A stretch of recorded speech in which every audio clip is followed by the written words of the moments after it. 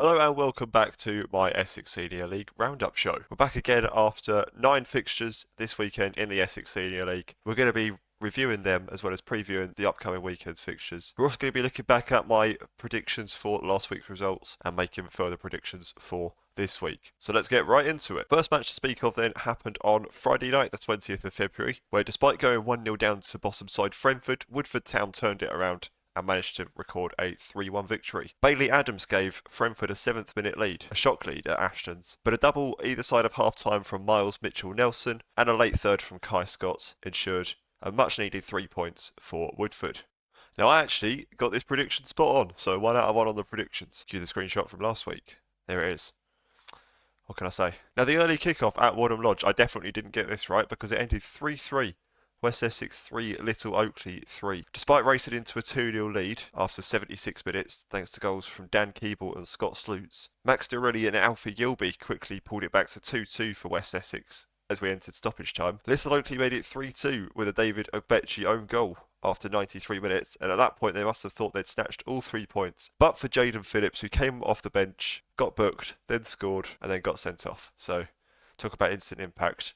But he did snatch a last gasp point for his team. Now, I actually thought Little Oakley would nick this 1-0, so didn't get that one right. Now onto the 3 o'clock kickoff, started at Maidbrook Park, where Barking managed to defeat Benfleet by 4-2 in a 6-goal thriller. Tyrese Robertson gave the host a lead after 36 minutes. Taylor Lawrence grabbed a quick equaliser for Benfleet, but James King put the host 2-1 up at the break. Sam Edwards made it 3 on the hour mark, before Cameron Harris pulled a goal back for Benfleet. But a penalty from Ryan Pickles with 5 minutes to go managed to secure the 3 points for Craig Edwards' side. Now, I got the outcome of this right. I predicted a 2-1 victory for Barking, but not the exact score, I'm afraid. Next up saw a 1-1 draw between two of the league's in-form sides, but also, crucially, another correct prediction. I'm just too good at this. Great Waker Rovers 1, Buckhurst Hill 1, then at Burrows Park. Max Nandy gave the hosts the lead after 52 minutes, which was cancelled out by an equaliser from Ollie Williams. If truth be told, I do think it would have been quite harsh for either side to have their brilliant unbeaten runs ended, and both of them live to fight another day. Next up at the Millbank Stadium, Halstead Town were held to a 1-1 draw against Athletic Newham. They did take the lead with 5 minutes to go before the break through Jamie Bennett, but Jonathan Ogusanya equalised for Newham on the stroke of half-time. Bennett then received 2 cautions in a matter of minutes in second half stoppage time, which meant that Halstead would have to play the remainder of the match with 10 men. But in the end, a point apiece, another big crowd at the Millbank Stadium of 248. Now, I predicted a 2-0 victory for Halstead in that one, so didn't get that one right. Hullbridge Sports secured just their second league home win of the season, as they came from behind to beat Sporting Bengal United 2-1. Darnell Fuller put the visitors ahead on 26 minutes. What a season he's having scoring goals. But second half goals from Ellis Devereaux and Patrick Delomba ensured that Sports, under new management Mark Harrison, would get the 3 points. I actually predicted a 3-2 victory for Sporting Bengal there. I think that was probably because they'd obviously had a very, very good run of 2 victories in a week prior to that match, but wasn't to be for them. I should say at this point, if you're wondering where the Harwich and Parkson versus Basildon United match was, that match was called off on the day due to pitch issues at the Royal Oak. The only match to be called off this week, actually. Ilford and White Ensign played out a goalless draw at Cricklefields in front of a crowd of 77, which did not align with my pre-match prediction of 3-1 to the Foxes. Next up with the match with a scoreline that I definitely didn't predict and nobody could have predicted, as Saffron Walden Town beat Hackney Wick by 8-2 at Caithn's Lane. Charlie Wardle gave the host the lead after just a minute when he pounced on a loose ball to tap it into an unguarded net. Hackney Wick levelled on 7 minutes through former Walden man Ramu Abuto, before Sam Deering restored Walden's lead on 22 minutes. Further goals from Wardle and Deering ensured that Walden would go in 4-1 ahead at the break. Hackney Wick hit back early in the second half through Abuto's second of the match, but Charlie Wardle secured his hat-trick on 56 minutes to make it 5-2. Will Avis and Khalil Green made it 6 and 7 respectively, before Sam Deering finally got his hat-trick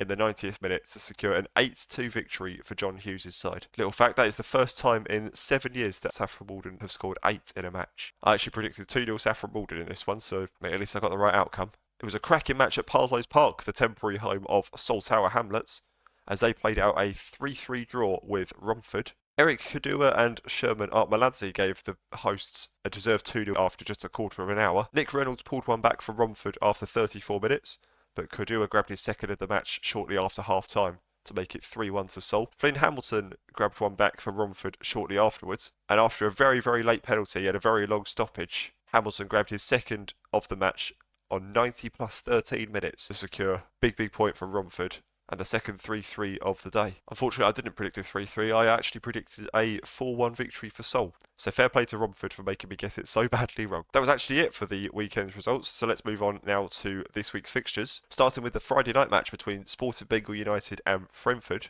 which I do believe is going to be played at Maysbrook Park, the home of Barking, and obviously Romford, of course. A big match at the bottom of the table. If Sporting Bengal United manage to find 3 points in this one, they do move away from the relegation zone even further, whereas Brentford might see this as an opportunity to take 3 points off a fellow relegation battler. This match is obviously being played on an artificial pitch, which might suit Brentford, as they're the only one of the two teams to actually play on an artificial surface week in, week out at their home at the Drive. I do think it'd be a close game. I think it'd be a good battle. Neither team will want to lose this one, but I'm not sure I actually see a winner in this, so I'm going to go for Sporting Bengal 2 or Brentford 2. On to the Saturday fixtures now. We actually have 3 2 o'clock matches. Starting at the Hive, where Basildon United welcome Woodford Town. You never quite know what you're going to get with either of these teams. Obviously, Woodford started the season like a house on fire, but have dropped off a little bit as of late, with some surprising losses here and there. Whereas Basildon at home aren't too bad this season either, despite their mid-table league position. Having said that, I do think Woodford are going to nick this. They're quite good on the road, so I'm going to go for 2-0 to Woodford. The second 2 o'clock match is scheduled to take place at Woodside Park, where Benfleet are set to welcome Great Wakering Rovers,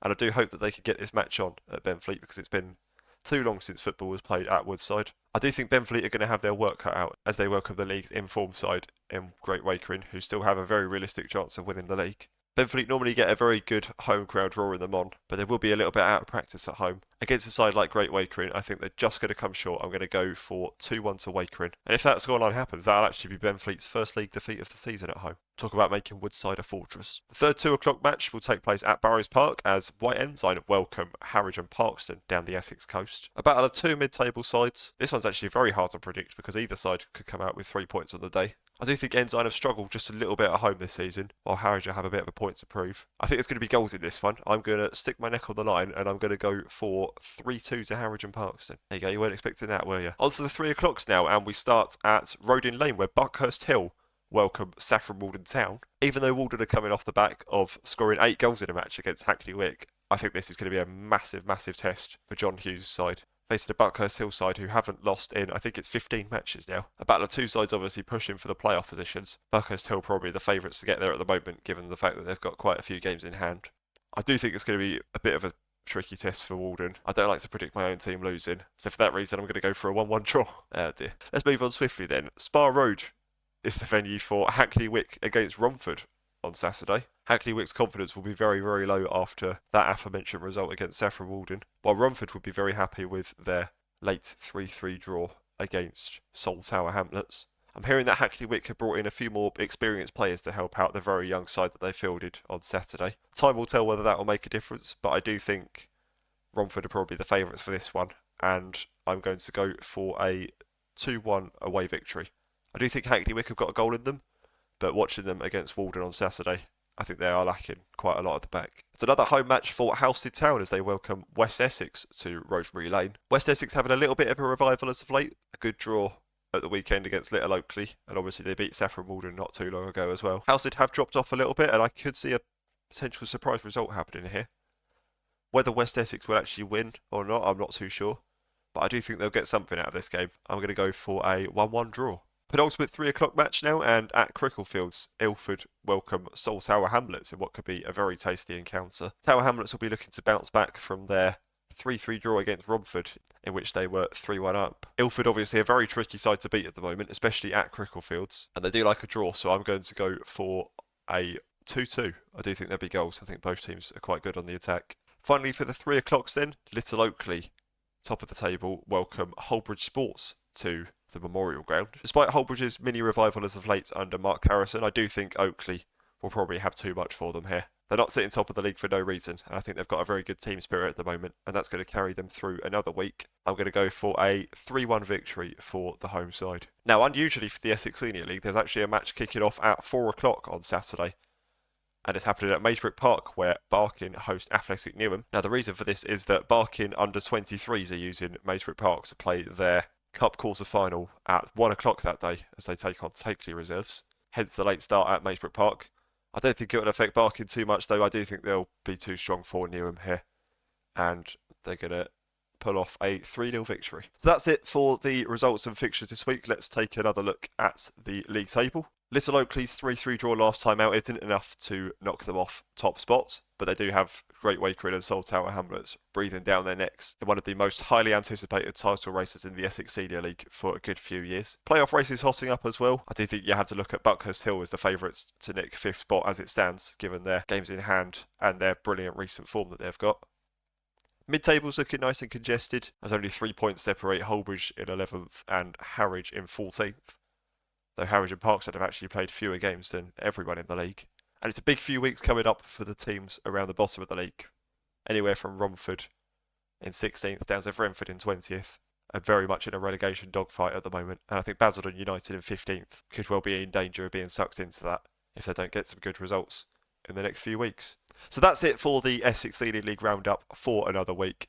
Thank you very much as always for tuning in. Don't forget to give me a like and a subscribe so you never miss one of these roundups. Enjoy your matches this weekend and I'll see you next week. Take care.